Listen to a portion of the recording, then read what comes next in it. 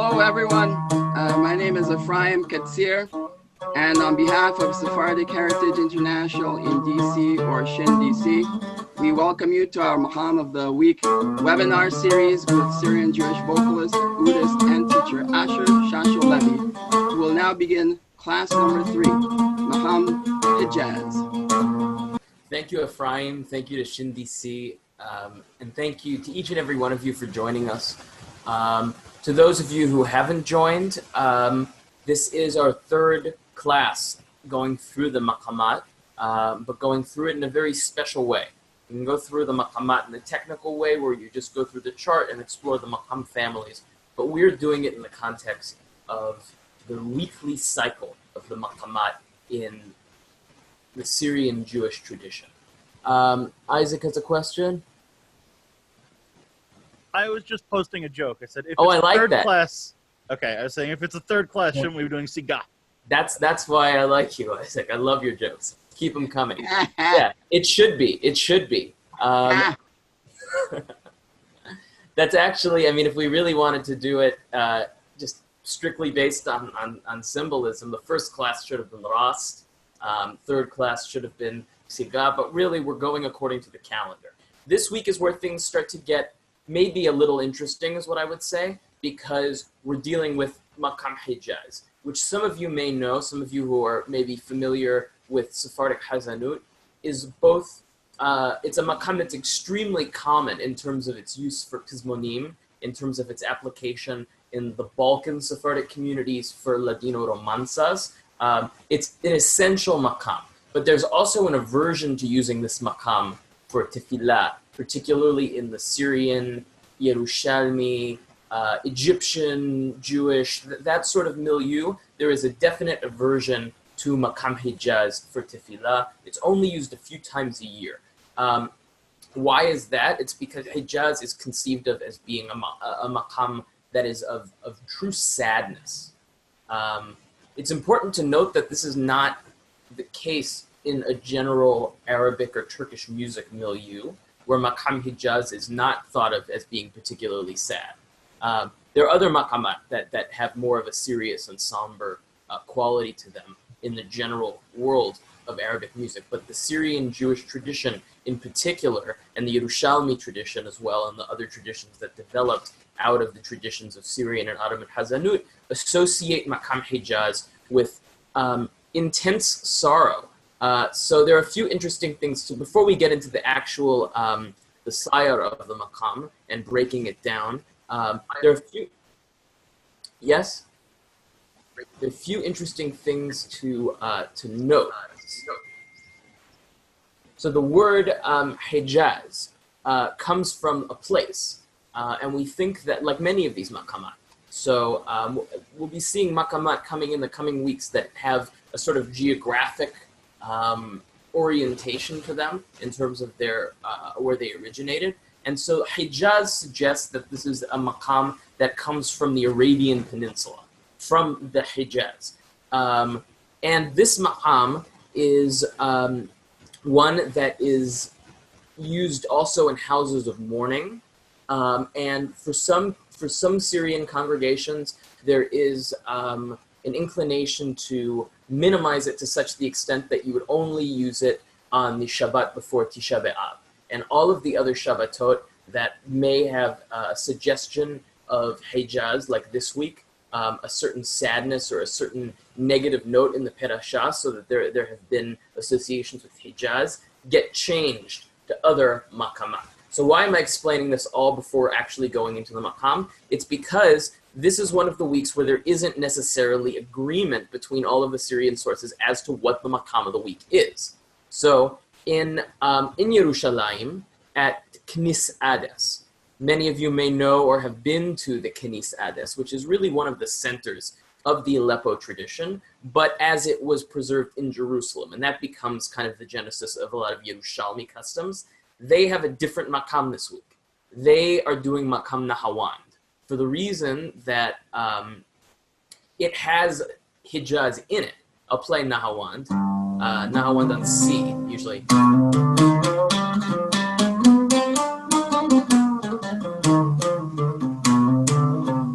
but it resolves. We're going to be doing Nahawan next week because there's a general consensus that next week's perasha is Nahawan. But there are other older sources that suggest that today should be Maqam Iraq, which is a type of siga that's just like a transposed siga, basically. This is Iraq.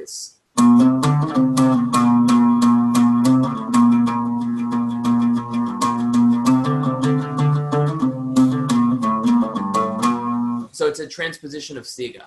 But for the most part, the sources tend to suggest that this week is Maqam Hejaz. So let's start taking a look at the maqam. Ephraim, if you would be able to share with us the actual musical notation, that would be wonderful. Okay, there we go. Okay, so Hejaz, like many of these maqamat, something that's worth noting is that these maqamat are conceived of as being on a particular tonic. So if you change the tonic of a maqam, you're really changing the character of it. You can't just transpose these maqamat freely. There are certain transpositions that are considered more acceptable than others. We'll get as we go through the weeks, we'll get into that. But Hejaz, the most standard form on D. We're going to start with Hejaz itself, which starts on D. And this really, when we're talking about what is Hejaz, this is Hejaz. It's that intervallic relationship. It's that sort of step between, in this case, D, the E flat, and the F sharp, and the G. But it's not played as notated. What do I mean? I mean that F sharp should be played roughly an eighth of a tone flatter than notated, and E flat should be played roughly an eighth of a tone sharper to mitigate the distance between the two. So this is not something that's going to be necessarily notated as being like siga. It's not going to be notated as being actual microtones because they're not quarter tones. It's just a way of actually inflecting the melody. And as a result, I feel like the true intonation of Hejaz is, first of all, regional. So Turkish Hejaz is going to sound very different than different forms of Arabic Hejaz. And then there's also something that is called piano Hejaz. And piano Hejaz is what is the sort of Western version, which is that. Whereas true Hejaz is, and it has, especially on the way down, it's that interval is the crucial element of the maqam. So if we work our way up, we start on D, then you have an option of either rast or nahawan. There are two forms of Hejaz, Hejaz rast or Hejaz nahawan. We start with Hejaz rast because it's probably the most important for us to go over because it's necessary for today's Pizmon, and it's most often ignored. What do I mean by that? I mean that there's a tendency over time in lay singing settings to change melodies that are Hejaz rast into Hejaz nahawan. I'll explain. So, Hejaz from D, rast on G. So we have this upper jeans rast.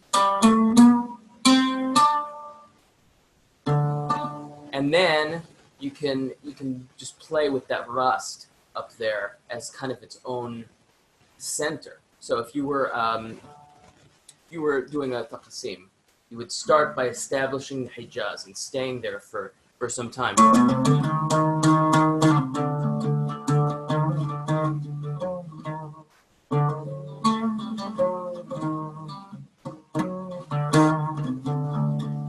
And then if you wanted to, you would go up to the rast.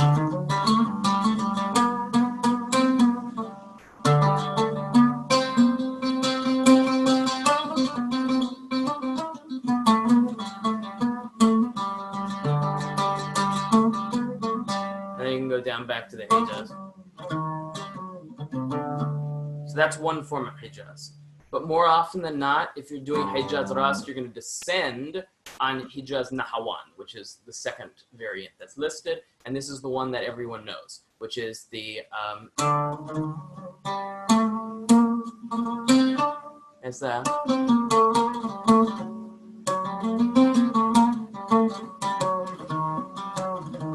so many songs in Hejaz Nahawan, especially from the Balkan Ladino communities. You know, you'll like Los Bilbilicos.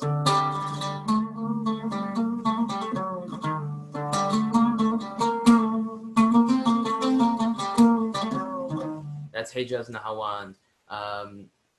You know, that's just such a common scale, but it's important to be able to, I think, note how the two interplay. So what I'll do now, and then I'll take some questions, is play basically ascending with Rast and descending with Nahawand with just very slight ornamentation.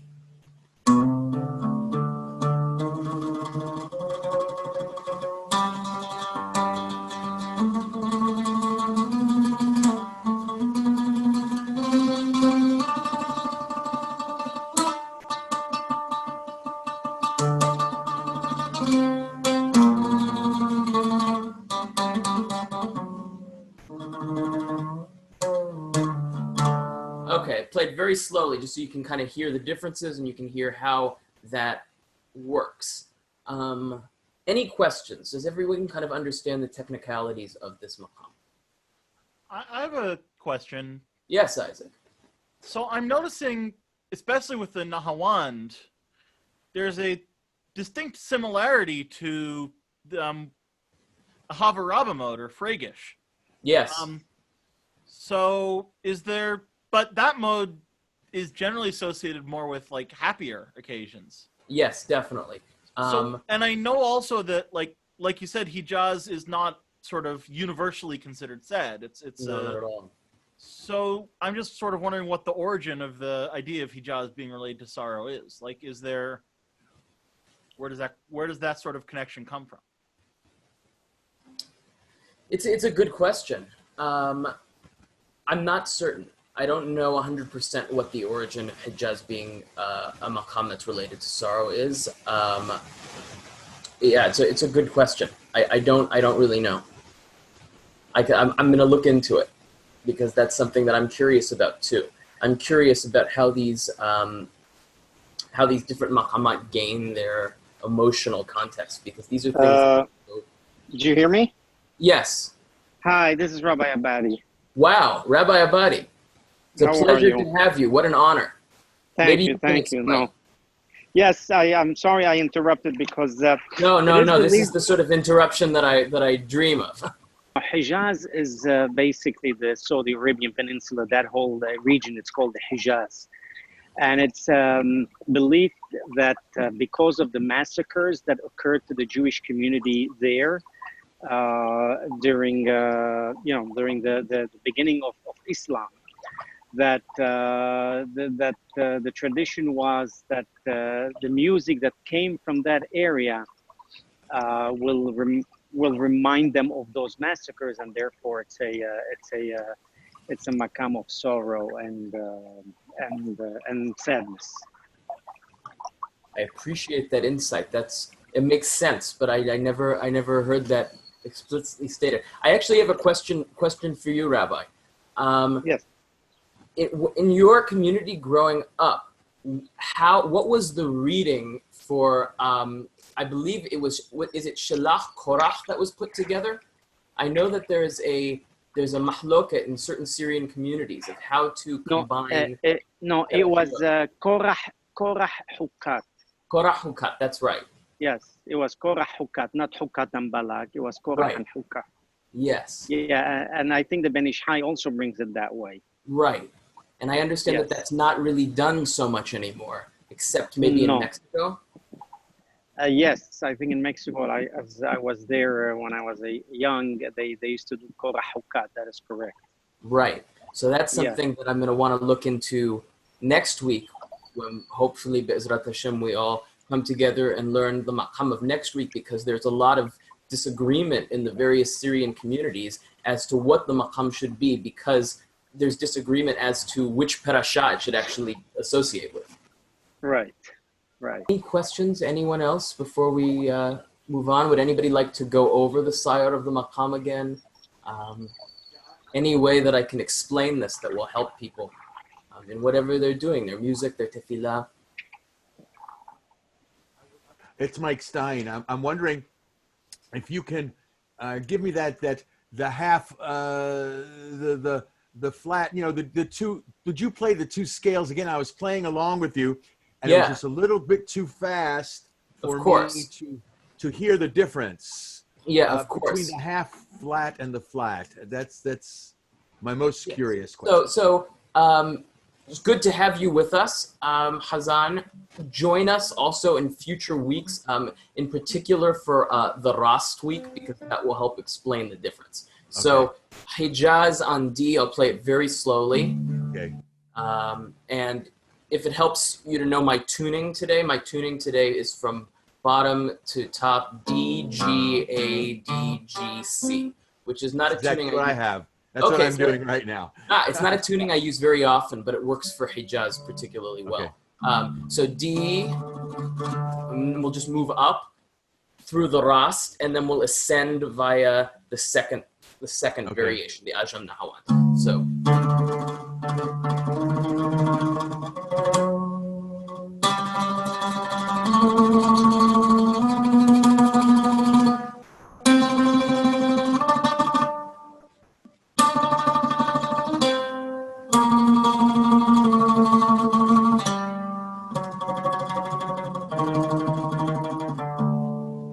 Okay. The difference in the Rast and the Nahawand is between something that is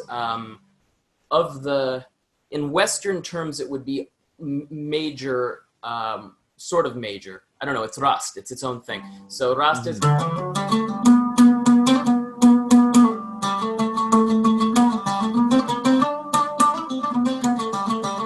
That's Rast, and so the Nahawand is a form of minor.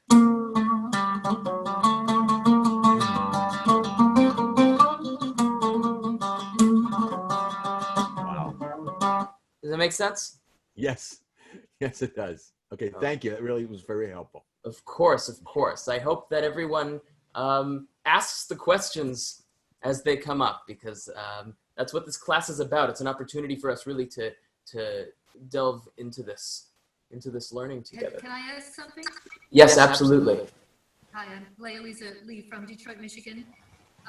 What do you recommend in terms of changing the key for a woman's voice, or just for someone's voice who doesn't fit the paradigm, in terms of maintaining the emotional quality of the maqam? It's a wonderful question. Hejaz works in a number of keys. There are just certain keys that it doesn't work in. So Hejaz on D is the bass. Hejaz on G, I would say, if you want to transpose it, is really, especially for playing on oud, is just as easy, because you can.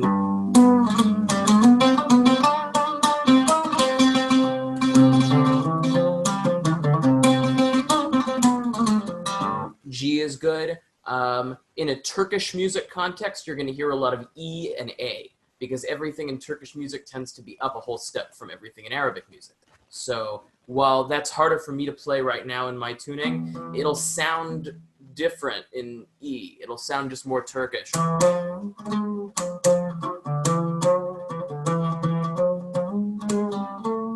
I should really be tuned up a whole step for that, and same with the A. Those are really my recommendations. The truth is you can play it in any key, but it's really kind of important, I find, for an oud to have an open string for the tonic in this maqam. Some maqamat it's not so important, and you can have the open string be maybe a whole step below, but there's just something about Hejaz that you just really want that and be able to return to the tonic. So I hope that's helpful. And of course, anyone can send me an email or a message after the class if you have any further questions as we move through this. Okay, Any further questions about the maqam before we move on to the Pizmon of the day? Would we be able to just spend a bit more time playing around the lower gins, just to hear the like non-piano tuning of the second and the third? Yes, absolutely. Because I haven't got my ear into that yet. Yeah, definitely. Before we do that, just note, maybe something to note is that it's not that radical. A lot of people go into this thinking, when I start teaching Hejaz in the past, I've taught some people, and they've taken it too far, where they make it too microtonal. It should still be recognizable as this scale that we all basically know, but it's about an eighth. It's about the equivalent of one Turkish comma.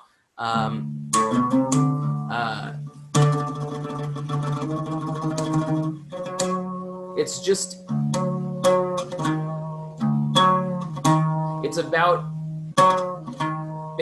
about shortening the distance between the second degree and the third degree of the scale. Because if it's the true piano version, it's going to be too far away, and it's not going to be as beautiful, actually. That's really kind of where you want it, in my opinion. From where I learned it, that's kind of where you want the E flat. It's flatter than where it would be for bayat.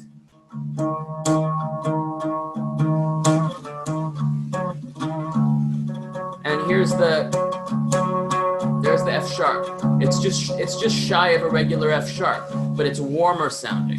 That's the key. If you made it like a piano F sharp, it would be up here, and it would be a little bit too bright for the maqam.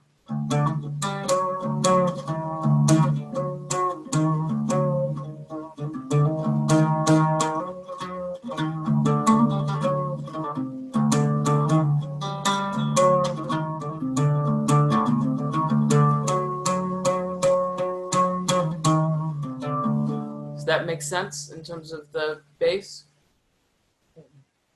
Would you like to go over the rest of the maqam, or is that helpful?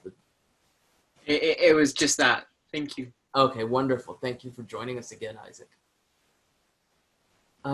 Any other questions about the technicalities before we move on to our Pizmon today? I think our Pizmon today will actually explain much of what can be sort of technical about Hejaz. Let's move on to, in that case, to the Pizmon of the day. Let's see, Ephraim, if you don't mind, let's share the Samah Nafshi. Beautiful, excellent. Okay, so this Pizmon is, in my opinion, it's one of the most important Hejaz Pizmonim. It's very applicable. You've probably, if you've ever been in a Syrian congregation or a Yerushalmi congregation, you've heard this applied for various parts of the tefillah. The melody of this Pizmon, as it says up in the topic, comes from Kaduk al-Mayas. So Kaduk al-Mayas is it's a very famous Arabic folk song. And this song, this Pizmon, Samah Nafshi Ya Suri, basically just flips the melody ever so slightly to fit better with the Hebrew. I'll play first a little bit of Kaduk al-Mayas, so you'll get a little bit of a taste. What are some of the passages in Tefillah which this melody is used for? This is most commonly used for Mimitzrayim Ge'altanu. So I'll actually I'll demonstrate that once I demonstrate the Arabic first. I think that will be most helpful. So the Arabic, it starts with Jins Rast.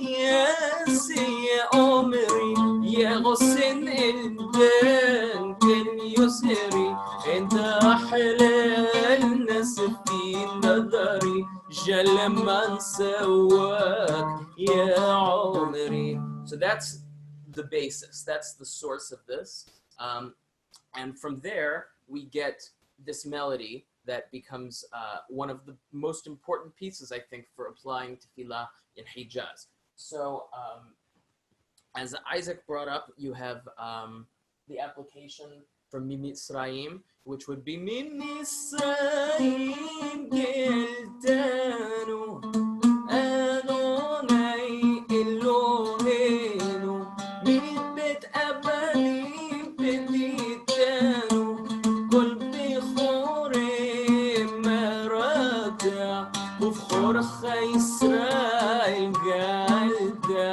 B'yam Sofelaim Baqata.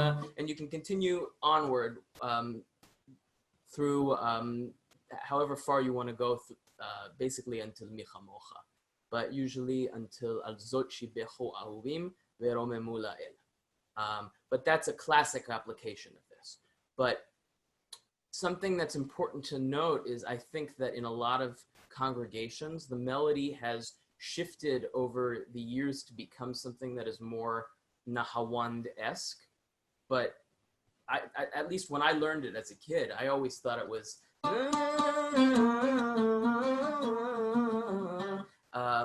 but then when I really sat down with some teachers and learned this Pizmon, Samah Nafshi, and learned the Arabic source song, I realized that there had just been some loss in terms of the people that I initially learned it from, in terms of how they were recalling that source melody. Rast is difficult for a lot of people, especially American-born people, because of the fact that it's like a major scale that has the microtonal quality, so it's almost more like minor for some people, and especially for people who don't have any musical training, it can sort of get lost in transmission, is what I find. But this Pizmon starts with the Hejaz Rast, and it's a really nice way to, learning this Pizmon, great way to really solidify your understanding of Hejaz Rast. So, from the top, Samah Nafshi Yasuri. I'll go through it. I'll explain kind of how one would break down this Pizmon actually and use it as an opportunity for vocal mawal. And of course, if anyone has any questions, just ask them or type them in the chat box as we work through it. So from Samah. Samah Nafshi Yasuri Mayro Beneli Ta'iri Samah Nafshi Yasuri Mayro Beneli Ta'iri بقابة شيرة عدري أمي عوداخ داير أوري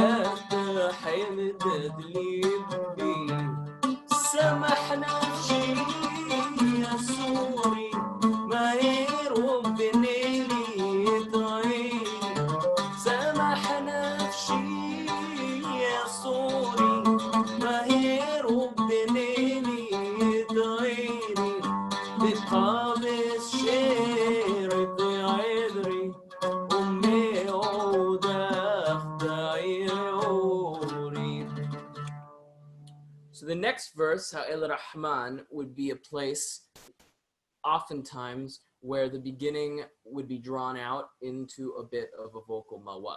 That's a bit more advanced stuff, but I can illustrate what I mean. Now, before I do that, does anybody have any questions about the melody, about how this Pizmon works? Could you just do could you just play through it like once slowly? Yes, absolutely. I'm trying to write notes, and it's all right.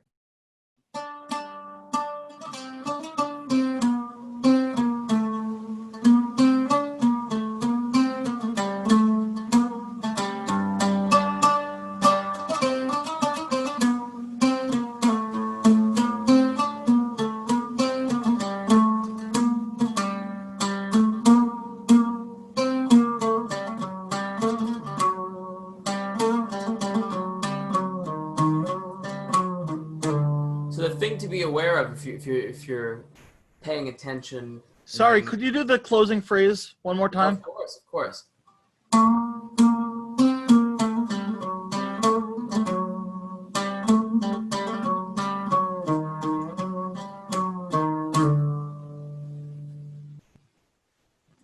Makes sense. So the thing that I think gives this this Pizmon and its source song its power is the closeness in the intervals between the rast and the transition to the nahawand. The transition is a quarter step. So the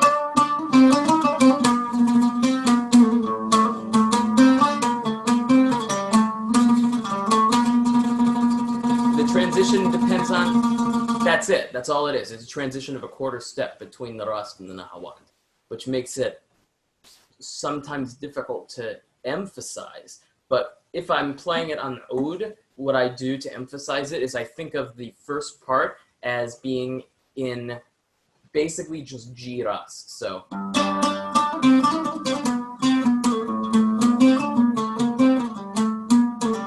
and I emphasize the sort of the tonics, if you will, with the bass notes.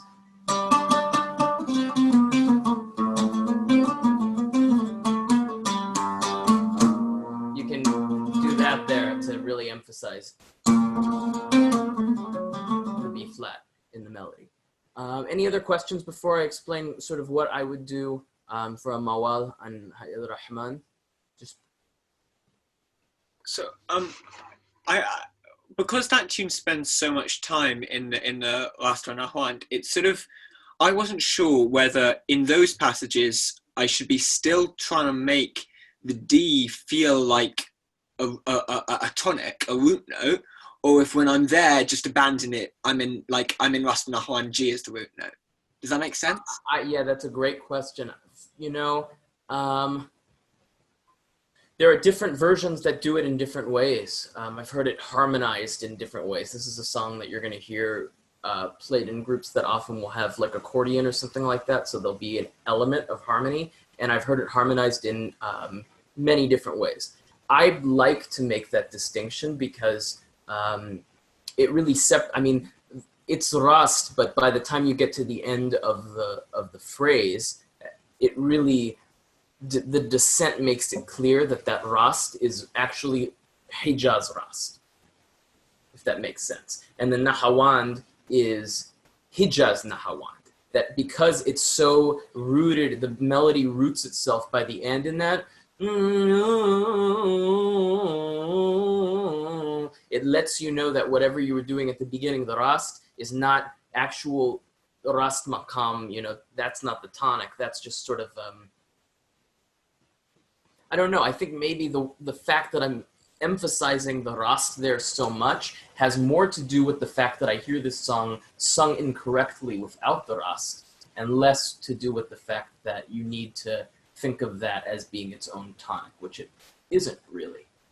You know, you're correct. It's just the upper jins of Hejaz, but it's just more commonly done as nahawand. Any other questions before I kind of explain my technique for mawal on this? Okay, I think I'm going to move forward and talk about the mawal. So mawal, for those who are not familiar with vocal improvisation, this will be useful to those who are looking to lead tefillah as well, because the same sort of transpositions and the same sort of movement can be used to get you into or out of different maqamat within the tefillah and back to whatever your maqam of the week is. So Ha'il Rahman is usually, it's at least what I was taught, is the verse that you would do the mawal. So I would start it as normal. Ha'il Rahman Haninu Bikhul Sara Aninu Ha'il Rahman Haninu Bikhul Sara Aninu. Then the way I would kind of build would be I would start on, I would start with rast, and then I would do a call and response with whoever was singing with me or the other instruments. Ha'il Rahman Hanin Bikhul Sara Aninu Ha'il Rahman Hanin Bikhul Sara Aninu. Then siga. Ha'il Rahman Haninu Bikhul Sara Aninu Ha'il Rahman Haninu Bikhul Sara Aninu. And then open to mawal. Ha'il Rahman in the rast.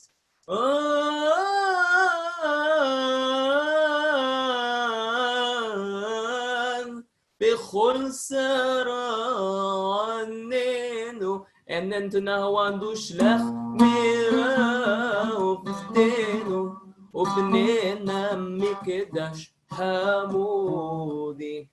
I know that's a bit maybe more advanced than we're doing today, but I thought it would be helpful for those who are looking to improvise in this mode, looking to lead tefillah, to see that there is a method to this. You know, when I'm doing a mawal, when I'm doing all of this, this is not just me just going off.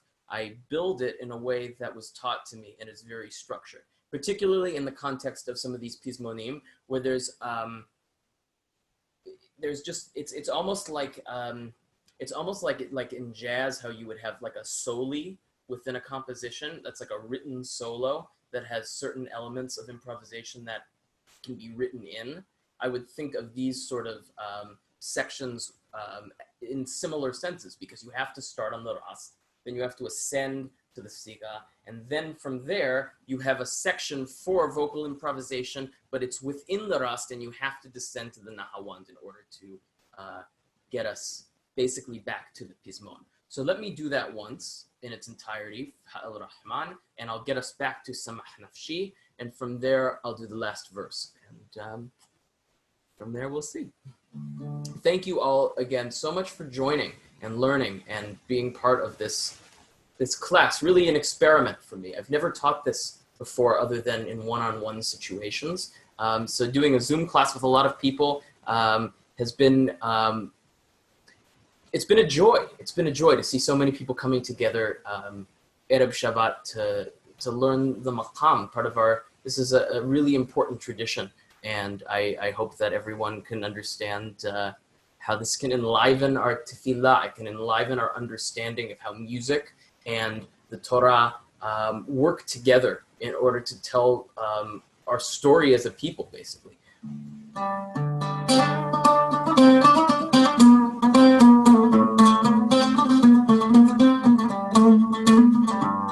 Ha'il Rahman Haninu Bikhul Sara Aninu Ha'il Rahman Haninu Bikhul Sara Aninu Ha'il Rahman Haninu Ha'il Rahman Haninu Bikhul Sara Aninu Ha'il Rahman Haninu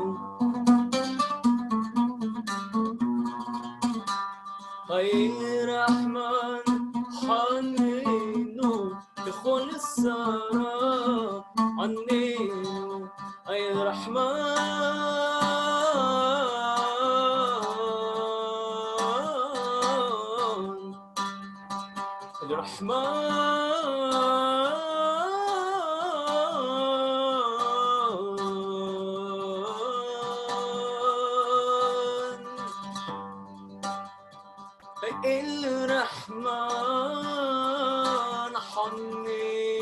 حنينه بخل سرى عنينه وشلح ميرا وفدينه وبنينا مقدش حمودي سمحنا بشي السوري ماهر وبنيلي يدعيلي سمحنا بشي السوري ماهر وبنيلي يدعيلي بقابس شيرة عذري أمي وداخت عيروري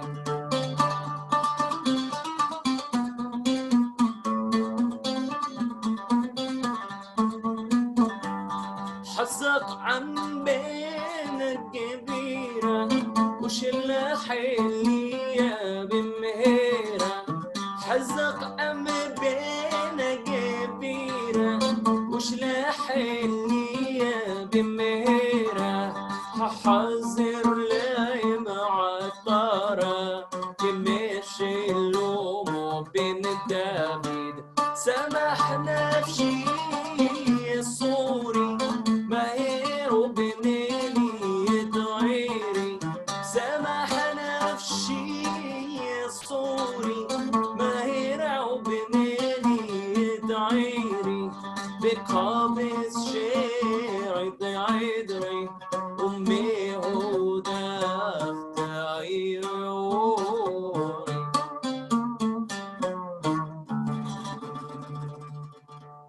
Just one thing I should point out is that there's a really lovely variant on the melody that comes only in the Turkish version. I don't know the words to the Turkish version and I don't have them in front of me, but the melody in the Turkish version resolves like this.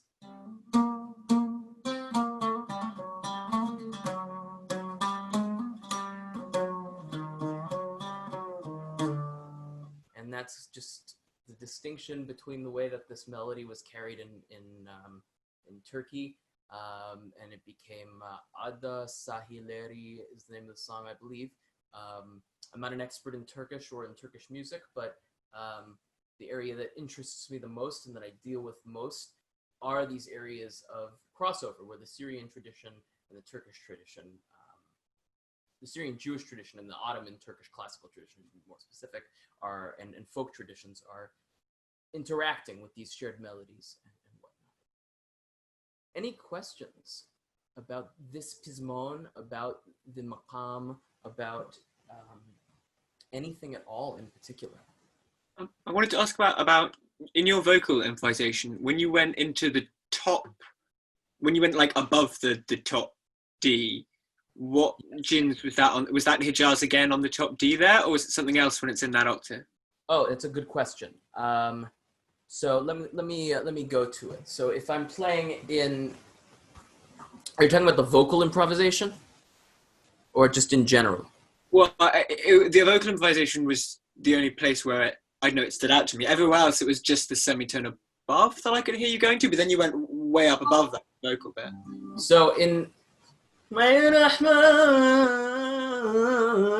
yeah, okay, so the thing is, this is excellent question. In my mawal, I went to true rast. That would be true rast there in G, because I hit the octave G. So rast.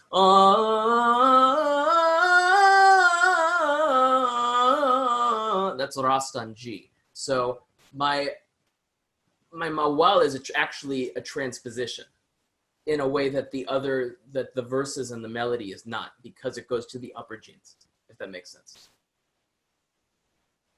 So I would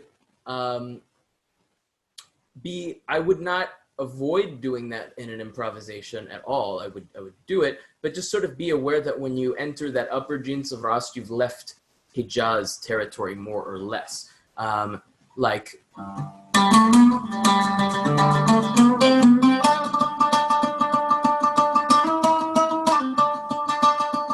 if you go further than that, up, then you're really in Rast, just strictly. And then if you went back down, it would be sort of more of a transposition, I suppose. Any other questions? Well, in that case, thank you all so much for joining today's class on Maqam Hijaz. And please feel free to reach out to me in the coming weeks if you have any questions at all about the maqamat, if you have any questions at all about the tefillah and how we apply it. I want to thank Ephraim and I want to thank SHIN-DC for sponsoring this event and for providing all of the materials and for helping this be a reality this summer. And so if anyone feels generosity of heart and spirit, you can feel free to donate to myself, to the organization, to keep these classes running, because we do want to keep them free so that everyone can participate. Next week is going to be Nahawand, I believe. I have to look at the sources. I know that that's one of the opinions, because there is this interesting issue of the mehubarim, of the parashiyot that are joined. And I hope everyone joins us again. It's going to be a wonderful class next week, and it's a wonderful class every week because of all of your wonderful questions and your participation. Otherwise, it would just be me just playing the oud to myself, which is fine. It's what I do anyways. But all of you really make this just so joyous and so wonderful. So yeah, please feel free to reach out and join us next week. Shabbat Shalom Vorach, everyone. Thank you so much. Thank you all for joining Sephardic Heritage International in DC or SHIN-DC today. We're very honored to have Rabbi Dr. Ali Abadi with us. Thank you, Rabbi Abadi. Yes, what an honor. Yes. The Maqam of the Week webinar with Asher Shasho-Levy is a weekly class that occurs every Friday through August 28th. So please join us via the same Zoom information each week. The next class is on Friday, June 26th. 5 p.m. Eastern Time, 2 p.m. Pacific Time in the US and Canada. You can also email any questions to Asher between classes at ashershasholevy@shindc.org, which is the same as his Instagram. So please also be sure to follow him on there. Please also make sure that you are receiving the emails from us to access class recordings and materials. You should have already received 3 of those emails from info@shindc.org, including supplemental videos. For anyone who would like to donate to Asher, to SHIN-DC, please contact us at info@shindc.org and we'll tell you how you can do that. So Shabbat Shalom.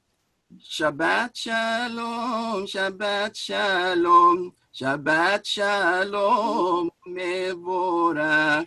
Oh, thank you, everyone. Hopefully see you all next week. So thank you, everyone. See you Friday, June 26th for the next webinar, inshallah. All right. Inshallah. Shabbat Shalom Borach, everyone. Be well, Shabbat everyone. Shalom. Shabbat Shalom. Shabbat Shalom. Shukran. Shabbat Shalom. Shabbat Shalom. Shabbat Shalom. Barak. Thanks very much. My pleasure. Shabbat Shalom, everyone. Shabbat Shalom. سمح نفسي يسوري ما يربني لي تعيري سمح نفسي يسوري ما يربني لي تعيري